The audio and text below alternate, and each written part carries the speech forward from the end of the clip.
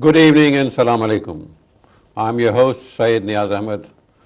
This is our weekly chat show, Talking Point.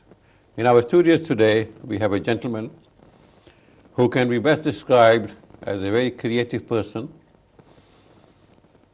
an independent arts and crafts professional, an academic, an author, and like most creative persons, he is a restless person. He's always running. He runs so much that back in 2006, at the age of 72, he completed London Marathon in 6 hours and 24 minutes. If you can do it, you can compete with him and others. Welcome to the show, sir. Welcome. How are you? Thank you very much for coming along. Fine. Thank you very much for inviting me, and I'm sure it will be a pleasant experience. Hopefully.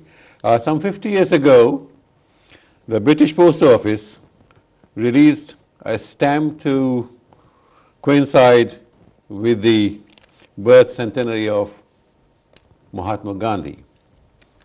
And who else but our guest today was asked to design that stamp. But that was not the end. Later, when Bangladesh became independent in 1971, the Bangladesh government, in collaboration with the British government, he was requested to design the first set of 8 stamps. We'll have a look at that too. But let me go back to the gentleman, the artist, the academic, the orator, the runner, and ask him a few questions. Sir, Mr. Biman Mullick, that's his name. And somewhere he has written man on the run, and under bracket BI, so Biman on the run. Where did it all begin? First the drawing, not the running. All right, drawing. My mother, Sudha Devi, when I was very young, used to read stories from Ramayana and Mahabharata. One day, I was fascinated by one character from Ramayana, is monkey, Hanuman. And my mother showed me how to draw a monkey from a Bengali character 5, Panch. Bangla Panch. Bangla Panch, exactly. And so she showed me how to do that, and I did that. And I was fascinated, and that encouraged me to carry on. On that day, I remember I completed a full exercise book with lots of little monkeys. We were talking about where did it all start, and you said that your mother used to tell you stories, read out stories. Correct. And she gave you an idea of how to draw a monkey. Can we see how it started? Well, here it is. My mother, Sudha Devi, used to read stories from Ramayana and Mahabharata. And as you know, in Ramayana, there's a very interesting character called Monkey. It's a lovable character, and she showed me how to draw a monkey. Right. Started with a Bengali Panch, Bengali 5, Bengali Panch. The numeral Bangla Panch jeta boli. Bangla Panch, correct. Bangla Panch, then you put a little circle on top, Right. and then add 5 legs, a big tail, and a smiling face. And that makes it The 2 dots became the eyes. correct. And that little monkey inspired me to draw. I remember on that day, I believe 4 or 5, I do not know how old I was, I drew a complete Notebook. exercise book, just full of monkeys. That's the way I started. Right. So drawing is not just monkey business. You see, you went on to teach at Middlesex University. But that's after a long time, of course.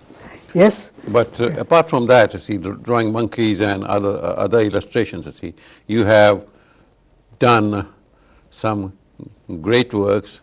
Some of the illustrations on the book cover, inside the book cover, and this book, Hanuman, it was commissioned by HarperCollins. HarperCollins, you Yes. see.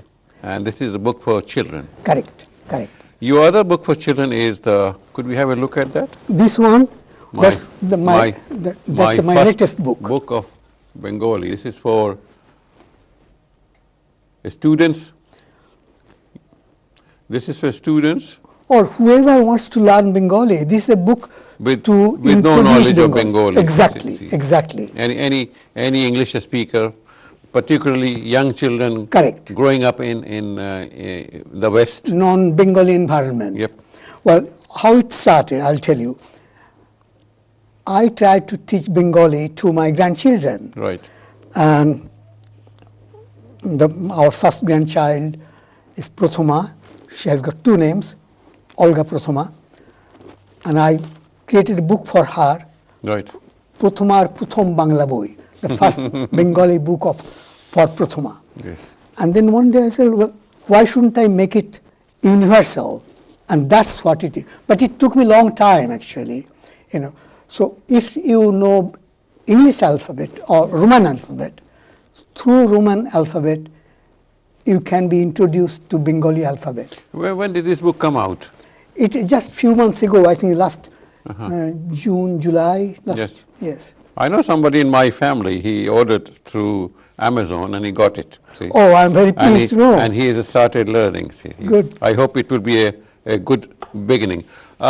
You haven't had any feedback as yet from the publishers? Yes. Quite a few. I mean, people, just today you said, your son or daughter who got. The other day, I got a note from a lady from America, and she bought that book for her daughter. Right. And that was the greatest compliment. She wrote me that the daughter, without knowing Bengali, read the book from the beginning to end. And I tried to make it fun. Yeah. My granddaughter, when I produced the book for her, at that time she told me she was learning Spanish at school. She said, well, learning Spanish is a boring thing, but learning Bengali is fun. So I tried to make it fun. I think education should be fun, Well, learning language is not very difficult, you see. But then again, they say, what is the methodology that they use, you see. If you make it difficult, children run away. Exactly. Like your mother. How did she teach you to draw? See, Banglar Panch. Put a circle on the head of Banglar Panch. Make 4 outstretched hands, see, a big tail, and put 2 dots in the circle. There you are. You got a monkey running around. After this book, see, and I think before this book, see, there is another book, Durer Kakuli. Yes. Could you just pick it up from there, yes, please? Well, that's the Durer Kakuli. Let me show it on the screen. And then... Yeah, I'll come to that. Yes. Okay. Thank you. Can you tell me when did it come out and what were the circumstances when you wrote this book? And what's it about? 2002, I received an email from my brother, Dr. Biral Chand Mullick. Unfortunately, he has died now. He said, 100 years ago, our grandfather, Dharanihar Mullick, started Durga Puja in our family. Right. And can you just write something about your memory? Right. We are going to produce a little book. So I wrote my memory of Durga Puja, which I saw and which I left India for a long time. At that time, for 41 years, I haven't seen, but I wrote. And then there was a section about literary activities connected with Durga Puja. Perhaps you know. It's like a season. Yes. I mean, during Durga Puja, there are lots of annuals, anthologies that are published. And that's one of the literary festival, you can call it. The Puja Shankha, Puja Correct, number. Puja Shankha. I had an audacity to produce a Puja Shankha called Kakuli. So from Durer Durga I also wrote another section called Durer Kakuli. So this is a collection of two chapters, two big chapters. One is Durer Durga, Durer Kakuli. Later on, I produced this book, which is a recent one, which has got three chapter sections. One is the index. And the index is something, I believe it's something new. I haven't seen index like that. The index has got 34 pages. Every section has got full color illustration. Right. So index of what? Index of the actual book. And it is like adda. You know, we are talking about something came and we just talk about. Right. So the book is a book of adda, you know. So, and there is a link, of course. Right, of course. But you know, we move from one section to other freely, like what we are talking about. You know. Yes, yes. I mean, if you want to do something extremely Thank you. That's rigid, the whole idea of this program, that we talk casually about serious and sometimes very serious topics. I must confess, I'm not a very serious man. I mean, whatever I do with pleasure. I do it as a fun. Right. But you might call it very serious fun.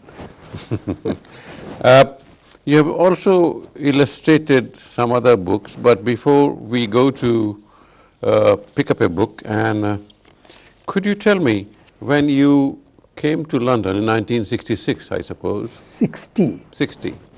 And somewhere I read while researching on you that after 4 years, you described something about yourself. I was a full-time student and a full-time porter. Correct. What is that about? Well, I came here in 1960, and as a Bengali, big-headed young man, I thought I'm a very talented person. You know, I go there, I offer my services, people will just accept me. Within few days, I found out I'm not as good as I think. That was not to be so. And I first went to different advertising agencies. Right. I thought, you know, I'll get a job there as an artist. And they all said, well, you need to learn typography. I never heard of such a thing, you know. And then they all said, go to St. Martin's. That's the place to go. So I enrolled myself there. I had no money, so I had to work. So that's a full-time study for 4 years, so-called 9 to 5. And the rest of the time, I have to make a living. Yep. That's why I took a job as a porter in Bangla, absolute coolie, you know. And that porter, my job title was general porter. And that word general does not mean army general or general manager. It means you have to do whatever we ask you to do. So that's it. You could abbreviate it as GP. Yes. On this funny point, we take a break, and when we come back, we will continue with the serious discussion. Lovely. Lovely. Thank you for being with us. Don't go away.